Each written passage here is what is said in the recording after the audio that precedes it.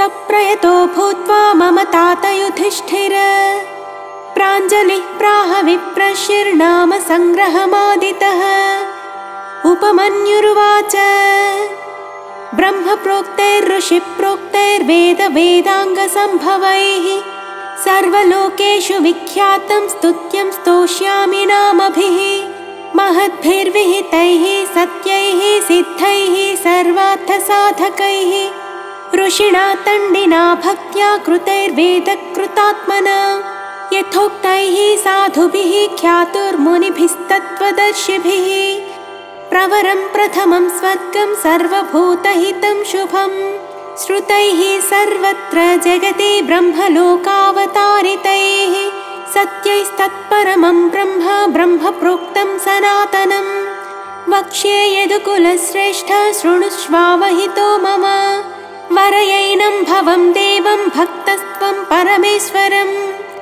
तेन ते श्रावयिष्यामि यत्तद्ब्रह्म सनातनं न शक्यं विस्तरात् कृत्स्नं वक्तुं सर्वस्य केनचित् युक्तेनापि विभूतीनामपि वर्षशतैरपि यस्यादिर्मध्यमन्तं च सुरैरपि न गम्यते कस्तस्य शक्नुयात् वक्तुं गुणान् कार्त्स्वेन माधव किन्तु देवस्य महतः संक्षिप्तार्थः पदाक्षरं शक्तितश्चरितं वक्ष्ये प्रसादात् तस्य धीमतः अप्राप्य तु ततोऽनुज्ञान् न शक्यस्तोतुमीश्वरः यदा तेनाभ्यनुज्ञातस्तुतो वै स तदा मया अनादिनिधनस्याहं जगद्योनिर्महात्मनः नाम्नां किञ्चित् समुद्देशं वक्ष्याम्यव्यक्तयोनिनः वरदस्य वरेण्यस्य विश्वरूपस्य धीमतः शृणु नाम्नां जयं कृष्ण यदुक्तं पद्मयोनिना दशनामसहस्राणि यान्याः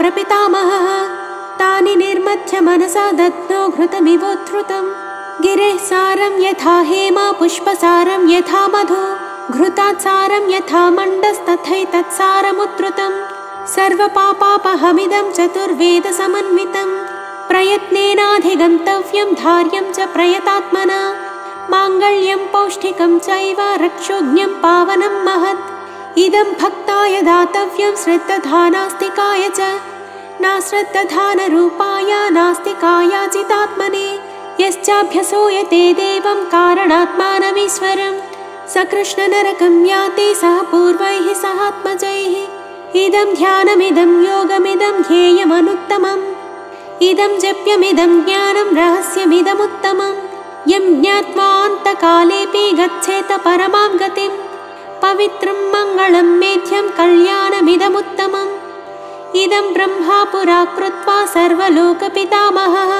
सर्वस्तवानां राजत्वे दिव्यानां समकल्पयत् तदा प्रभृति चैवायमीश्वरस्य महात्मनः स्तवराज इति ख्यातो जगत्यमरपूजितः ब्रह्मलोकादयं स्वर्गे स्तवराजोऽवतारितः सर्वमङ्गलमाङ्गल्यं सर्वपापप्रणाशनं निगदिष्ये महाबाहो स्तवानामुत्तमं स्तवम् ब्रह्मणामपि यद्ब्रह्म पराणामपि यत्परं तेजसामपि यत्तेजस्तपसामपि यत्तपः शान्तानामपि यः शान्तो द्युतीनामपि या द्युतिः दान्तानामपि यो दान्तो धीमातामपि या च देहि देवानामपि यो देवा ऋषीणामपि यस्ऋषिः यज्ञानामपि यो यज्ञ शिवानामपि यः शिवः रुद्राणामपि यो रुद्रः प्रभा प्रभवतामपि योगिनामपि यो योगी कारणानां च कारणं यतो लोकाः सम्भवन्ति न भवन्ति यतः पुनः सर्वभूतात्मभूतस्य हरस्वामित तेजसः अष्टोत्तरसहस्रं तु नाम्नां सर्वस्य मे शृणु यच्छ्रुत्वा मनुजव्याघ्रा सर्वान् कामान् अवाप्स्यसि ध्यानम् स्थिरस्थाणुः प्रभुर्भीमः प्रवरो वरदो वरः सर्वात्मा सर्वविख्यातः सर्वः सर्वकरो भवः जटे चर्मे शिखण्डे च सर्वाङ्गः सर्वभावनः हरश्च हरिणाक्षश्च सर्वभूतहरः प्रभुः प्रवृत्तिश्च निवृत्तिश्च नियतः शाश्वतो ध्रुवः श्मशानवासी भगवान् खचरो गोचरोत्तनः अभिवाद्यो महाकर्मा तपस्वी भूतभावनः उन्मत्तवेष प्रच्छन्न सर्वलोक प्रजापतिः महारूपो महाकायो वृषरूपो महायशाः महात्मा सर्वभूतात्मा विश्वरूपो महाहनुः पालोऽन्तर्हितात्मा प्रसादो यः गत्तभिः पवित्रं च महंश्चैव नियमो नियमाश्रितः सर्वकर्मा स्वयं भूता आदिरादिकरो निधिः सहस्राक्षो विशालाक्षः सोमो नक्षत्रसाधकः चन्द्रः सूर्यस्य निकेतु ग्रहो ग्रहपतिर्वरः अत्रिरत्र्य नमस्कर्ता मृगबाणार्पणो नगः महातपा घोरतपा दीनो दीनसाधकः संवत्सरकरो मन्त्रः प्रमाणं परमं तपः योगी योज्यो महाबीजो महारेता महाबलः सुवर्णरेता सर्वज्ञ सुबीजो बीजवाहनः दशबाहुस्त्वनिमिषो नीलकण्ठः उमापतिः विश्वरूपः स्वयं श्रेष्ठो बलवीरो बलो गणः गणकर्ता गणपतिर्दिक्वासाः काम एव च मन्त्रवित्परमो मन्त्रः सर्वभावकरो हरः कमण्डलूधरो धन्वी बाणहस्तः कपालवान् असनीशतघ्नी खड्गे पट्टिसे चायुधे महान् स्रुवहस्तः स्वरूपश्च तेजस्तेजस्करो निधेः उष्णीषे च सुवत्क्रश्च उदक्रो विनतस्तथा दीर्घश्च हरिकेशश्च सुतीर्थः कृष्ण एव च शृगालरूपः सिद्धार्थो मुण्डः सर्वशुभङ्करः अजश्च बहुरूपश्च गन्धधारी कपत्यपि ऊध्वरेता ऊध्वलिङ्गा ऊध्वशायी नभस्थलः त्रिजटी चीरवासाश्च रुद्रः सेनापतिर्विभुः अहश्चरो नक्तं चरास्तिग्ममन्युः सुवच्चसः गजः दैत्यः कालो लोकधाता गुणाकरः सिंहशातूलरूपश्च आर्द्रचर्माम्बरावृतः कालयोगी महानादः सर्वकामश्चतुष्पथः निशाचरः प्रेतचारी भूतचारी महेश्वरः बहुभूतो बहुधरः स्वर्भानुरमितो गतिः नृत्यप्रियो नित्यनर्तो नर्तकः सर्वलालसः घोरो महातपापासो नित्यो गिरिरुहो नभः सहस्रहस्तो विजयो व्यवसायो ह्यतन्त्रितः अधर्षणो धर्षणात्मा यज्ञः कामनाशकः दक्षयागापहारी च सुसहो मध्यमस्तथा तेजोपहारी बलः मुदितोत्थो जितो वरः गम्भीरघोषो गम्भीरो गम्भीरबलवाहनः न्यक्रोधरूपो न्यक्रोधो वृक्षकर्णस्थितिर्विभुः सुतीक्ष्णदशनश्चैव महाकायो महाननः विश्वक्सेनो हरिर्यज्ञः संयुगापीडवाहनः तीक्ष्णतापश्च हर्यश्वः सहायः कर्मकालवित् विष्णुप्रसादितो यज्ञः समुद्रो बडबामुकः हुतासनः सहायश्च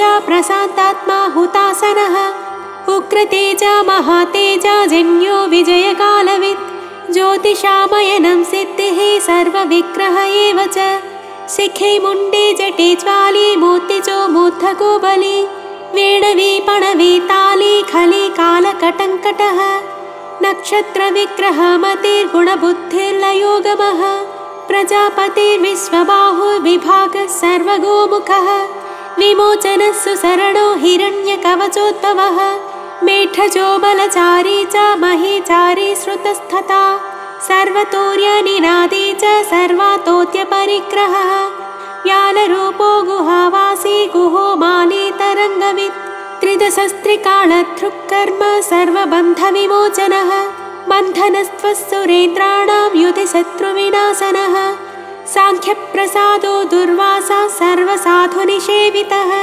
प्रस्कन्दनो विभागज्ञो अतुल्यो यज्ञभागवित् सर्ववासः सर्वचारी दुर्वासा वासवोमरः हैमो हेमकरो यज्ञः सर्वधारी धरोत्तमः लोहिताक्षो महाक्षश्च विजयाक्षो विशारदः सङ्ग्रहो निग्रहः कर्ता सर्पचीरनिवासनः मुख्यो मुख्यश्च देहश्च काहलिः सर्वकामदः सर्वकालप्रसादश्च सुबलो बलरूपधृत् सर्वकामवरश्चैव सर्वदः सर्वतोमुखः आकाशनिर्विरूपश्च निपाते ह्यवशः खगः रौद्ररूपों सुरादित्यो बहुरश्मिः सुवज्जसे वसुवेगो महावेगो मनोवेगो निशाचरः सर्ववासी श्रियावासी उपदेशकरोकरः मुनिरात्मनिरालोकः संभग्नश्च सहस्रदः पक्षी च पक्षरूपश्च अतिदीप्तो विशाम्पतिः उन्मादो मदनः कामो यस्वत्थोत्तकरो यशः वामदेवश्च वामश्च प्राक्दक्षिणश्च वामनः सिद्धयोगी महर्षिश्च सिद्धार्थः सिद्धसाधकः भिक्षुश्च भिक्षुरूपश्च विपणो मृदुरव्ययः महासेनो विशाखश्च षष्ठिभागो गवाम्पतिः वज्रहस्तश्च विष्कम्भे चमुस्तम्भन एव च वृत्तावृत्तकरस्तालो मधुर्मधुकलोचनः वाचस्पत्यो वाजसनो नित्यमाश्रमपूजितः ब्रह्मचारी लोकचारी सर्वचारी विचारवित् ईशान ईश्वरः कालो निशाचारी पिनाकभृत् निमित्तस्थो निमित्तं च नन्दिर्नन्दिकरो हरिः नन्दीश्वरश्च नन्दी च नन्दनो नन्दिवर्धनः भगहारी निहन्ता च कालो ब्रह्मा पितामहः चतुर्मुखो महालिङ्गश्चारुलिङ्गस्तथैव च लिङ्गाध्यक्षः सुराध्यक्षो योगाध्यक्षो युगावहः बीजाध्यक्षो बीजकर्ता अध्यात्मानुगतो बलः इतिहासः सकल्पश्च गौतमोऽथ निशाकरः दम्भो ह्यदम्भो वैदम्भो वस्यो वशकरः कलिः लोककर्ता पशुपते महाकर्ता ह्यनौषधः अक्षरं परमं ब्रह्मा बलवच्चक्र एव च नीतिर्ह्यनीतिः शुद्धात्मा शुद्धो मान्यो गतागतः बहुप्रसादः सुस्वप्नो दर्पणो तत्त्वमित्रचित् वेदकारो मन्त्रकारो विद्वान् समरमर्दनः महामेघनिवासी च महाघोरो वशीकरः अग्निज्वालो महाज्वालो अतिधूम्रो हुतो हविः वृषणः शङ्करो नित्यवच्चस्वी धूमकेतनः नीलस्तथाङ्गलुब्धश्च शोभनो निरवग्रहः स्वस्तिदः स्वस्तिभावश्च भागे भागकरो लघुः उत्सङ्गश्च महाङ्गश्च महागर्भपरायणः कृष्णवर्णः सुवर्णश्च इन्द्रियं सर्वदेहिनां महापादो महाहस्तो महाकायो महायशाः महामूर्धा महामात्रो महानेत्रो निशालयः महान्तको महाकर्णो महोष्ठश्च महाहनुः महानासो महाकम्बुर्महाग्रीवः श्मशानभाक् महावक्षा महोरस्को यन्तरात्मा मृगालयः लम्बनो लम्बितोष्टश्च महामायः पयोनिधिः महादन्तो महादंष्ट्रो महाजिह्वो महामुखः महानखो महारोमा महाकेशो महाजटः प्रसन्नश्च प्रसादश्च प्रत्ययो गिरिसाधनः स्नेहनो स्नेहनश्चैव अजितश्च महामुनिः वृक्षाकारो वृक्षकेतुरनलो वायुवाहनः गण्डली मेरुधामा च देवाधिपतिरेव च अथर्वशीर्षः सामास्या भुक्सहस्रामिते क्षणः यजुः पादभुजो गुह्यः प्रकाशो जङ्गमस्तथा अमोघात्तः प्रसादश्च अभिगम्य सुदर्शनः उपकारः प्रियः सर्वः कनकः काञ्चनच्छविः नाभिर्नन्दिकरो भावः पुष्करस्थः पतिस्थिरः द्वादशस्त्रासनश्चाद्यो यज्ञो यज्ञसमाहितः नक्तं कलिश्च कालश्च मकरः कालपूजितः सगणो गणकारश्च भूतवाहनसारथिः भस्मशयो भस्मगोप्ता भस्मभूतस्तरुर्गणः लोकपालस्तथा लोको महात्मा सर्वपूजितः शुक्लस्त्रिशुक्लः सम्पन्नः शुचिर्भूतनिषेवितः आश्रमस्थः क्रियावस्थो विश्वकर्ममतिर्वरः विशालशाखस्थाम्रोष्टो यम्बुजालः सुनिश्चलः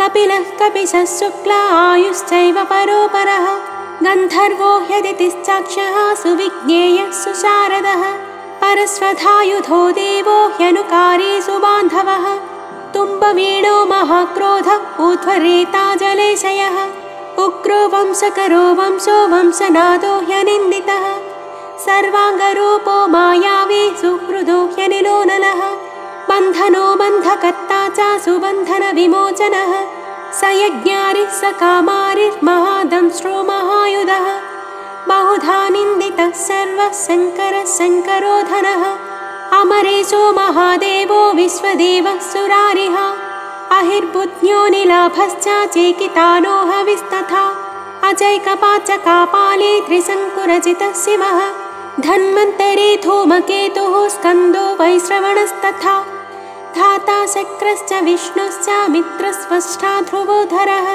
प्रभावः सर्वगो वायुरर्यमा सविता रविः उषङ्गुश्च विधाता च मन्धा च भूतभावनः विभुर्वर्णविभावे च सर्वकामगुणावहः पद्मनाभो महागर्भश्चन्द्रवक्त्रो निनोनलः बलवांश्चोपशान्तश्च पुराणः पुण्यचञ्चुरी कुरुकर्ता कुरुवासी कुरुभूतो गुणौषधः सर्वाशयो दर्भचारी सर्वेषां प्राणिनां पतिः देवदेवः सुखासक्तः सदसत्सर्वरत्नवित् कैलासगिरिवासी च हिमवद्गिरिसंश्रयः कूलहारी कूलकर्ता बहुविद्यो बहुप्रदः वणिजो वर्धके वृक्षो बकुलश्चन्दनश्चदः सारग्रीवो महाचतुरलोलश्च महौषधः सिद्धार्थकारे सिद्धार्थश्छन्दो व्याकरणोत्तरः सिंहनादः सिंहदंष्ट्रः सिंहगः सिंहवाहनः प्रभावात्मा जगत्कालस्थालो लोकहितस्तरुः सारङ्गो नवचक्राङ्गः केतुमाली सभावनः भूतालयो भूतपतिरहोरात्रमनिन्दितः वाहिता सर्वभूतानां निलयश्च विभुर्भवः अमोघः संयतो यस्वो भोजनः प्राणधारणः धृतिमान् मतिमान् दक्षः सत्कृतश्च युगाधिपः गोपालिर्गोपतिर्ग्रामो गोचर्मवसनो हरिः हिरण्यबाहुश्च तथा गुहापालः प्रवेशिनां प्रकृष्टारिर्महाहर्षो जितकामो जितेन्द्रियः गान्धारश्च सुवासश्च तपःसक्तो रतिर्नरः महागीतो महानृत्यो ह्यप्सरो गणसेवितः महाकेतुर्महाधातुर्नैकसानुचरश्चलः आवेदनीय आदेशः सर्वगन्धः सुखावहः तोरणस्तारणो वातः परिधिपतिखेचरः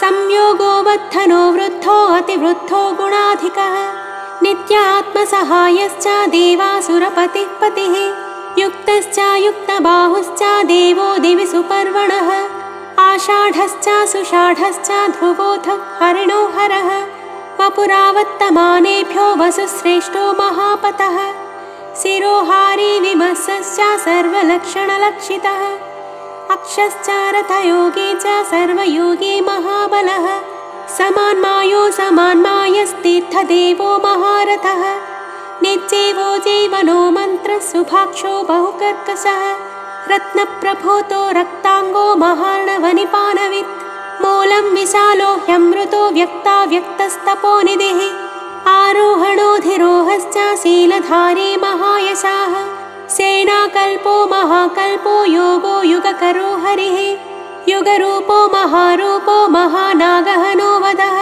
न्यायनिर्वपणः पादः पण्डितो ह्यचलोपमः बहुमालो महामालः शशिहरसुलोचनः विस्तारो लवनः कूपस्त्रियुगः सफलोदयः त्रिलोचनो विषण्णाङ्गो मणिविद्धो जटाधरः बिन्दुर्विसर्गः सुमुखः सरः सर्वायुधः सः निवेदनः सुखाजातः सुगन्धारो महाधनुः गन्धपाली च भगवानुत्थानः सर्वकर्मणां मन्थानो बहुलो वायुः सकलः सर्वलोचनः तलस्तालः करस्थाली ऊर्ध्वसंहननो महान् छत्रं सुच्छत्रो विख्यातो लोकः सर्वाश्रयः क्रमः मुण्डो विरूपो विकृतो दण्डी कुण्डी विकुर्वणः हर्यक्षः कुकुभो वज्रे शतजिह्वः सहस्रपात् सहस्रमूर्धा देवेन्द्र सर्वदेवमयो गुरुः सहस्रबाहुः सर्वाङ्गः शरण्यः सर्वलोककृत् पवित्रं त्रिककुन्मन्त्रः कनिष्ठः कृष्णपिङ्गळः ब्रह्मदण्डविनिर्माता शतघ्नेपाशशक्तिमान् पद्मगर्भो महागर्भो ब्रह्मगर्भो जलोद्भवः गभस्थिर्ब्रह्मकृद्ब्रह्मे ब्रह्मविद्ब्रह्मणो गतिः अनन्तरूपो नैकात्मा तिग्मतेजा स्वयं स्वयंभुवः ऊत्वगात्मा पशुपतिर्वातरंभा मनोजवः चन्दने पद्मनालाग्रः सुरभ्युत्तरणो नरः कर्णिकारमहास्रग्वी नीलमौळिः पिनाकधृत् उमापतिरुमाकान्तो जाह्नवीधृतुमाधवः वरो वराहो वरदो वरेण्यः सुमहास्वनः महाप्रसादो दमनः शत्रुः श्वेतपिङ्गळः पीतात्मा परमात्मा च प्रयतात्मा प्रधानधृत् सर्वपार्श्वमुखस्त्रक्षो धर्मसाधारणो वरः चराचरात्मा सूक्ष्मात्मा अमृतो गोवृषेश्वरः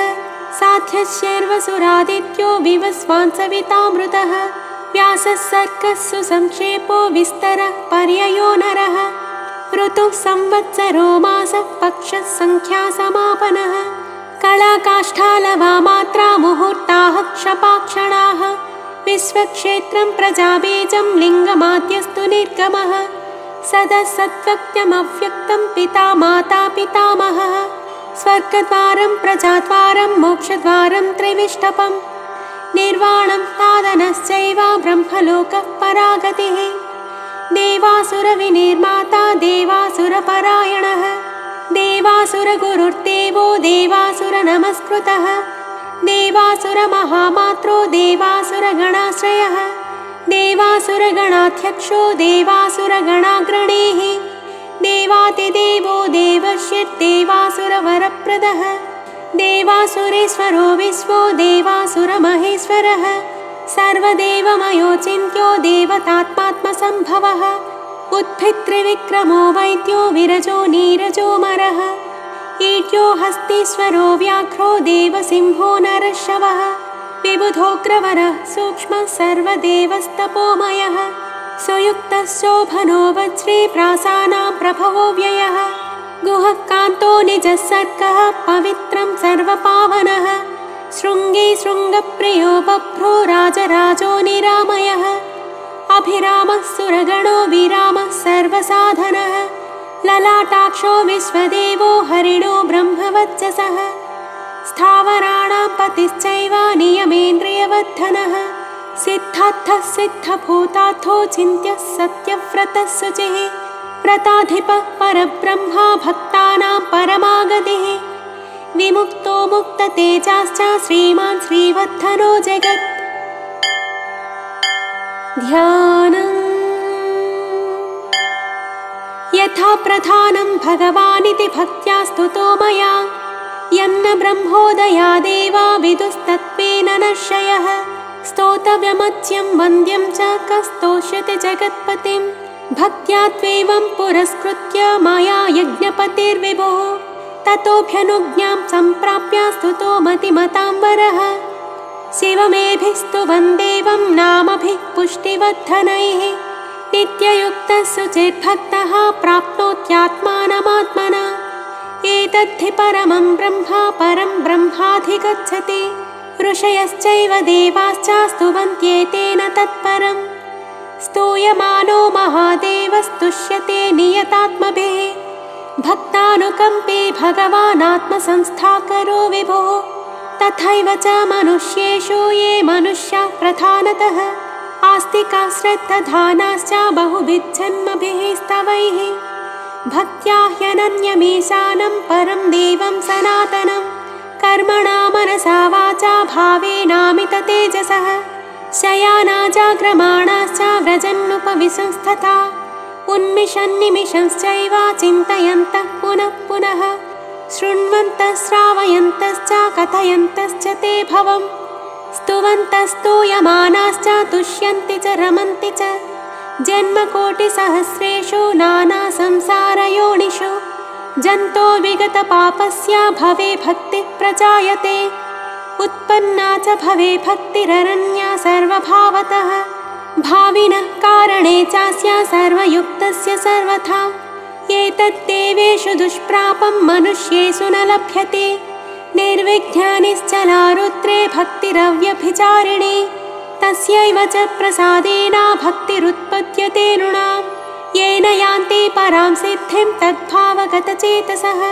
ये सर्वभावानुगताः प्रपद्यन्ते महेश्वरं प्रपन्नवत्सलो देवः संसारात् तान् स समुद्धरेत् एवमन्ये विकुर्वन्ति देवाः संसारमोचनम् मनुष्याणामृते देवं नान्या शक्तिस्तपोबलम् इति तेनेन्द्रकल्पेन भगवान् सदसत्पतिः कृत्तिवासस्तुतः कृष्णा तण्डिना शुभबुद्धिना स्तवमेतं भगवतो ब्रह्मा स्वयमधारयत् गीयते च समुद्येता ब्रह्मा शङ्करसन्निधौ इदं पुण्यं पवित्रं च सर्वदा पापनाशनं योगदं मोक्षदं चैव स्वर्गदं तोषदं तथा एवमेतत् पठन्ते या एकभक्त्या तु शङ्करं या गतिः साङ्ख्ययोगानां वज्रन्त्येतां गतिं तदा स्तवमेतं प्रयत्नेन सदा रुद्रस्य सन्निधौ आप्तमेकं चरेत् भक्तः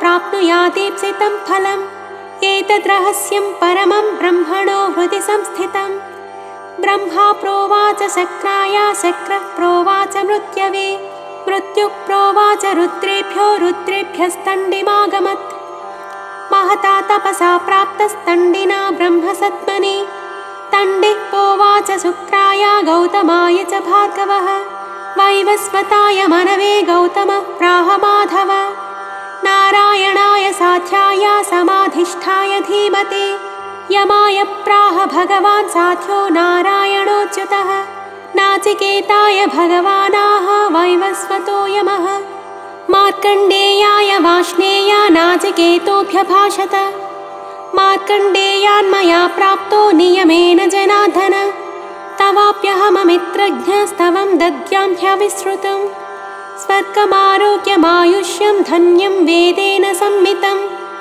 नास्य विघ्नं विकुर्वन्ति दानवा यक्षराक्षसाः पिशाचाया तु धानावा गुह्यका भुजगापि यः पठेत शुचिः पार्थ ब्रह्मचारी जितेन्द्रियः अभग्नयोगो वर्षं तु सोऽश्वमेधफलं लभेत् इति श्रीमहाभारते अनुशासनपर्वणि महादेवसहस्रनामस्तोत्रं नाम सप्तदशोऽध्यायः।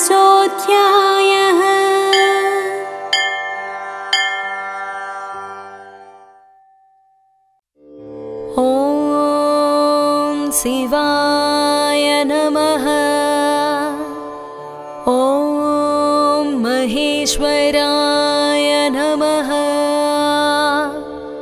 ॐ शम्भवे नमः।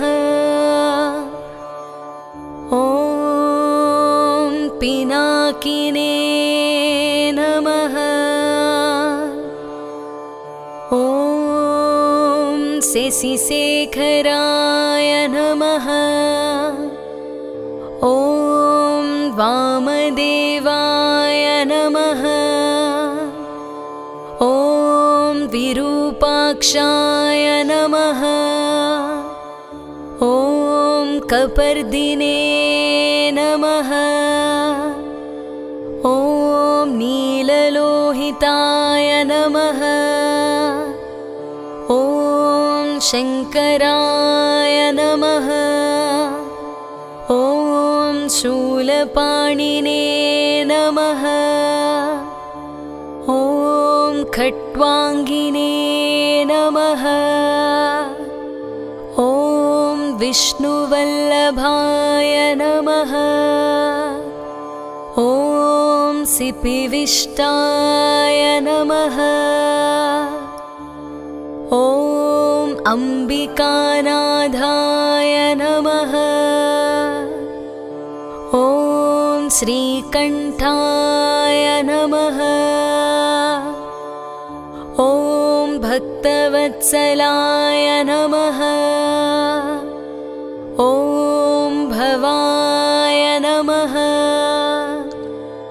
ॐ शर्वाय नमः। ॐ त्रिलोकेशाय नमः। ॐ शितिकण्ठाय नमः। ॐ शिवाप्रियाय नमः। ॐ उग्राय नमः। कपालिने नमः। ॐ कामारये नमः। ॐ अन्धकासुरसूदनाय नमः। ॐ गङ्गाधराय नमः। ॐ ललाटाक्षाय नमः। ॐ कालकालाय नमः। ॐ कृपानिधये नमः। ॐ भीमाय नमः। ॐ परशुहस्ताय नमः। ॐ मृगपाणये नमः। ॐ जटाधराय नमः। ॐ कैलासवासिने नमः। ॐ कवचिने नमः। ॐ कठोराय नमः। ॐ त्रिपुरान्तकाय नमः। ॐ वृषाङ्काय नमः। ॐ वृषभारूढाय नमः। ॐ भस्मोद्धूलितविग्रहाय नमः। ॐ सामप्रियाय नमः। ॐ स्वरमयाय नमः। ॐ त्रयीमूर्तये नमः। ॐ अनीश्वराय नमः। ॐ सर्वज्ञाय नमः। ॐ परमात्मने नमः। ॐ सोमसूर्याग्निलोचनाय नमः। ॐ हविषे नमः। ॐ यज्ञमयाय नमः। ॐ सोमाय नमः। ॐ पञ्चवक्त्राय नमः। ॐ सदाशिवाय नमः। ॐ विश्वेश्वराय नमः। ॐ वीरभद्राय नमः। ॐ गणनाथाय नमः। ॐ प्रजापतये नमः। ॐ हिरण्यरेतसे नमः। ॐ दुर्धर्षाय नमः। ॐ गिरीशाय नमः। ॐ गिरिशाय नमः। ॐ अनघाय नमः। ॐ भुजङ्गभूषणाय नमः। ॐ भर्गाय नमः। ॐ गिरिधन्वने नमः। ॐ गिरिप्रियाय नमः। ॐ कृत्तिवाससे नमः। ॐ पुरारातये नमः। ॐ भगवते नमः। ॐ प्रमदाधिपाय नमः। ॐ मृत्युञ्जयाय नमः। ॐ सूक्ष्मतनवे नमः। ॐ जगद्व्यापिने नमः। ॐ जगद्गुरुवे नमः। ॐ व्योमकेशाय नमः। ॐ महासेनजनकाय नमः। ॐ चारुविक्रमाय नमः। ॐ रुद्राय नमः। ॐ भूतपतये नमः। ॐ स्थाणवे नमः। ॐ अहिर्बुद्ध्याय नमः। ॐ दिगम्बराय नमः। ॐ अष्टमूर्तये नमः। ॐ अनेकात्मने नमः। ॐ सात्विकाय नमः। ॐ शुद्धविग्रहाय नमः। ॐ शाश्वताय नमः। ॐ खण्डपरशवे नमः। ॐ अजाय नमः।